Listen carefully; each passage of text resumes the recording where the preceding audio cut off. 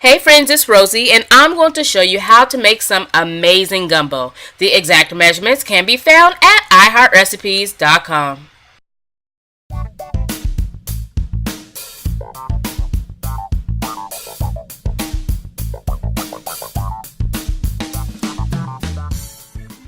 I'm going to start off with my chicken, and in my pan here I'm going to pour in some vegetable oil.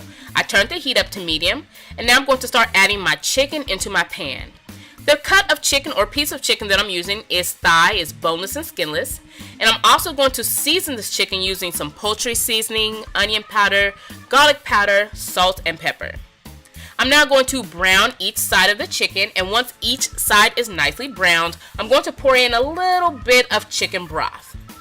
I'm going to grab my lid to my pan, and I want to make sure I cook the chicken throughout. I want it completely done, and once it is done, I'm going to remove it from this pan. So we're going to leave the oil in there, but all of that other brown stuff, you can take that out of the pan. And now I'm going to show you the veggies that I'll be using. I have some onions, I have bell pepper and celery. I'll be using a couple cloves of garlic.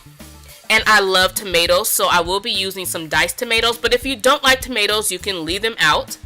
And that goes for this as well. Okra. If you don't like okra, you can leave it out, but I love okra. And you're also going to need some bay leaves. I'm going to be using my dry bay leaves. So I'm going to chop up all of my vegetables. You can cut them as small or leave them as big as you want. It's up to you. And now I'm going to head back over to my stovetop. As I mentioned earlier, I left the oil in there, and I'm going to start tossing in my bell peppers, onions, and my celery. I'm going to cook these vegetables until they're nice and translucent, and when I get to like 2 minutes into cooking, I'm going to start adding in my garlic. So once everything is nicely cooked, we'll turn the heat off, and now we're just going to chop up the chicken. And don't forget, if you haven't already, please give this video a thumbs up. It helps me out a ton, so please do so. And now we need to work on the most time-consuming part, and that is the roux. Now, I make my roux a little thinner than others, but it always comes out fabulous. Let me tell you how I do it. I started off by pouring in my vegetable oil. I'm using my Dutch oven. You can use a regular pot if you want, a regular pot. And I'm going to start sprinkling in a little bit of all-purpose flour in at a time.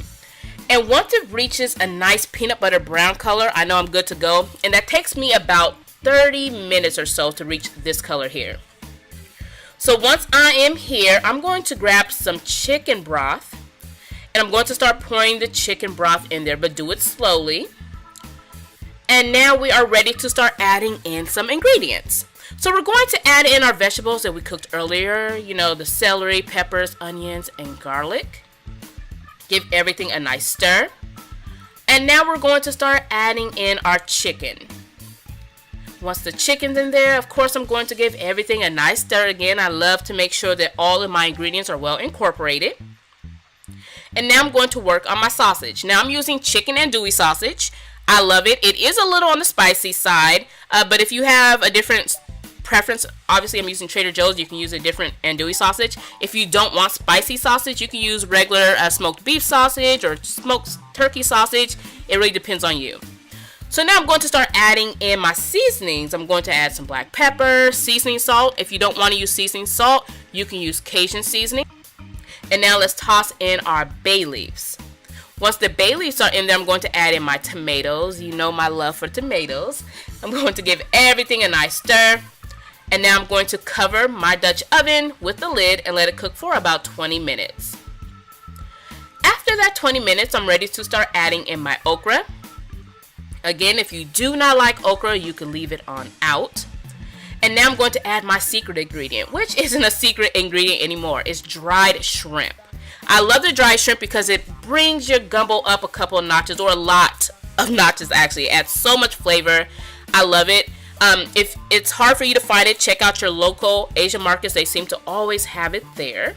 And dried shrimp is just what it sounds like. It's just shrimp that is dehydrated. Again, it adds a lot of flavor. So we let that cook for 20 minutes after adding in the dried shrimp. And now I'm going to add in my crab. I'm using Alaskan king crab. If you have a different preference of crab, you can do so. This crab is a little more expensive than the other crabs. So if you're on a budget, I would suggest using maybe crab claws. Those are always cheaper. So we'll let this cook for about 20 minutes, and then we're going to start adding in our shrimp. I'm using large shrimp. I can't remember the count, but it is peeled and deveined. And once the shrimp is in there, I'm going to reduce my heat from medium to low. So it's been on medium this whole time, by the way. So now we're going to sprinkle in a couple teaspoons of gumbo filet. And then you're going to need to give everything a nice stir. Make sure it's all combined throughout, well incorporated, and all that other good stuff. Let it sit for a couple of minutes, and now we're ready to serve. Now, I like to serve my gumbo with steamed rice and cornbread, but that's just my thing. What do you like to serve your gumbo with?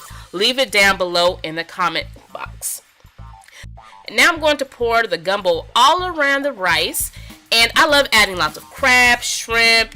Actually, I like to add in a lot of everything, so let me not go down the list. So just add that gumbo all around the rice, and we are ready to serve. I'm just going to add a little bit of color by sprinkling on some parsley flakes because, that's how I get down. And now we are ready to dig in. Don't forget, if you want the exact measurements, get the recipe from iHeartRecipes.com. Your free copy is there. Subscribe to me if you haven't already, and visit me every Sunday and Wednesdays for new video uploads.